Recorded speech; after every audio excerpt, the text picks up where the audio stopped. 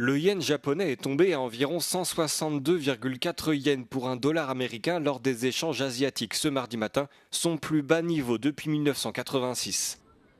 Cette nouvelle baisse prolonge la longue dépréciation de la monnaie japonaise qui continue de s'enfoncer malgré les efforts de la Banque du Japon pour la soutenir.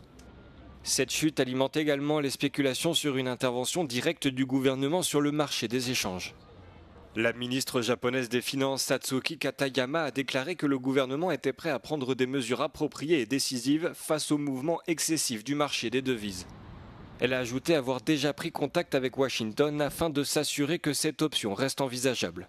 La chute du yen est aggravée par l'écart toujours plus important entre les taux d'intérêt japonais et américains. Les obligations japonaises à 10 ans offrent un rendement de seulement 2,6% contre environ 4,5% pour les obligations américaines, malgré le relèvement du principal taux directeur de la Banque du Japon à 1% à la mi-juin, son niveau le plus élevé depuis 1995.